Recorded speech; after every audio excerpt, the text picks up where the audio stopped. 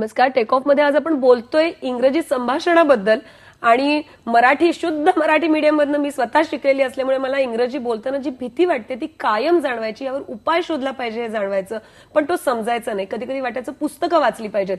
आज आपल्या सोबत अविनाश बिनीवाले सर आहेत. आपण त्यांना विचारूया, सर याच्यासाठी काही पुस्तकं आहेत का ही भीती जाण्यासाठी? आणि विशेषतः जी मराठी माध्यमाच्या मुलांना कायम वाटतं की आपल्याला ना काहीतरी कमी येतंय आणि काहीतरी इंग्रजीतलं कमी समजतंय किंवा आता आपण कधीच चांगलं इंग्रजी बोलू शकणार नाही, हे जे काही मनातले अडथळे असतात हे पार करण्यासाठी काही पुस्तकं आपल्याला वाचता येतील का? जशा डिक्शनरीज रेफर करता येतील, दुसरं काही आपल्याला वाचता येईल का?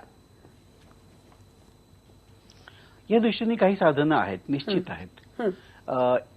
इंग्लिश लोकांनी खूपसं काम केलेलं आहे. म्हणजे मला असं वाटतं आपण फार करण्याची गरज नाही, कारण त्यांनी चांगली साधनं निर्माण करून ठेवलेली आहेत.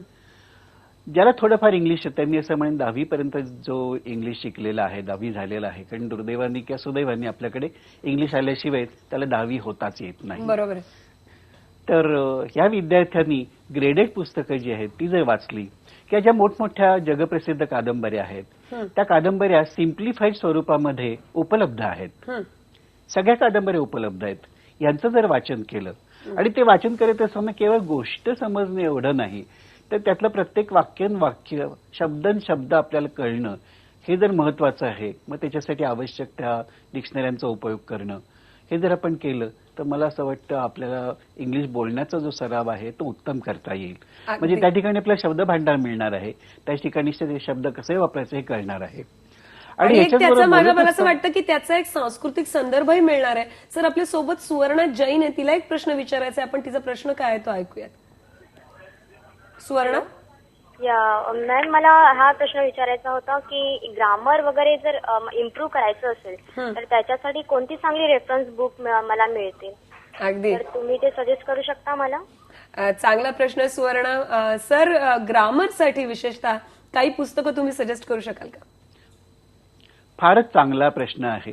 ग्रामर हा खरं म्हणजे अतिशय अवघड विषय मानला जातो, पण प्रत्यक्षात तो अतिशय छान गंमतशीर असा विषय आहे. ग्रामर हे कधीच अवघड नसतं. जगातल्या कुठल्याही भाषेचं ग्रामर हे अवघड नाही, कारण ज्या दिवशी ते अवघड होईल त्या दिवशी ते ग्रामर संपेल, ती भाषा संपेल. आणि ज्या अर्थी इंग्लिश हे चालू भाषा आहे, कोट्यावधी लोकांची भाषा आहे, त्या अर्थी त्या भाषेचं ग्रामर अतिशय सोपं आहे. या ग्रामरमध्ये बऱ्याचदा आपण गोंधळ असा करतो की आपल्या भाषेमध्ये जे आहे तेच इंग्लिशमध्ये असलं पाहिजे, अशी आपण कल्पना केल्यामुळे आपले बरेच गोंधळ होतात. म्हणजे जसं शब्दांबाबत सुद्धा आहे की मराठीमध्ये एखादी रचना आहे तशीच इंग्लिशमध्ये आहे असं आपण गृहीत धरतो, पण तशी गरज नसते आणि तसं जगामध्ये नाही. उदाहरणार्थ आज सकाळी, आज दुपारी अशा तऱ्हेच्या रचना सर्व भारतीय भाषांमध्ये होतात, पण इंग्लिशमध्ये टुडे मॉर्निंग, टुडे इव्हिनिंग असं कधीही म्हणत नाही, तर इंग्लिशमध्ये धिस मॉर्निंग, धिस इव्हिनिंग अशा तऱ्हेने म्हटलं जातं. तसंच अर्थाबाबत सुद्धा आहे की अनेक शब्द, उदाहरणार्थ रिसेंटली हा शब्द इंग्लिशमध्ये कसा वापरला जातो आणि मराठीत कसा वापरला जातो हे आपण बघत नाही. तर हे बारकावे जर आपण लक्षपूर्वक बघितले, त्यांचा सराव केला, तर इंग्लिश आणि मराठी ह्याच्यामधलं म्हणजे आपली भाषा, आपली मातृभाषा आणि आपल्याला जी भाषा चांगली बोलायची इंग्लिश, टार्गेट लँग्वेज, या दोन मधलं जे अंतर आहे ते दूर करता येईल. आता उदाहरणार्थ ग्रामरच्या संदर्भामध्ये हा नेहमी प्रश्न विचारला जातो की मराठीतले काळ आणि इंग्लिशमधले काळ हे सारखे नाही आहेत. त्यांचा उपयोग हा खूप वेगळ्या पद्धतीने होतो. इंग्लिशमधले काही काळ, उदाहरणार्थ प्रेझेंट परफेक्ट कंटिन्युअस, अशा तऱ्हेचा काळ मराठीमध्ये किंवा हिंदीमध्ये नाहीये. पण त्याचा उपयोग कसा केला त्याचं जे आहे, मला असं वाटतं की त्या काळांच्यासाठी आपल्याला एक वेगळा टेक ऑफचा कार्यक्रम घेऊन ते समजावून सांगायला पाहिजे की हे कशा प्रकाराने घेतलं जातं. लास्टली मला तुम्हाला विचारायचं नरेंद्र, तुमच्याकडे जेव्हा मुलं येतात तेव्हा तुम्ही त्यांना काय वाचा म्हणून जास्त सांगता न्यूजपेपरच्या सोबत?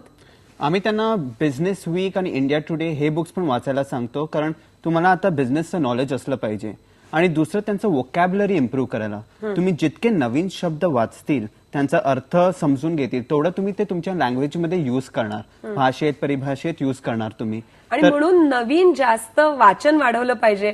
आज सरांनी आपल्याला सांगितलं की ग्रामरची भीती न बाळगता ग्रामरची चांगली पुस्तकं जी उपलब्ध आहेत ती वाचली पाहिजेत. आमच्या वेबसाईटवरती आम्ही त्यातल्या काही संदर्भ ग्रंथांची यादी देऊ.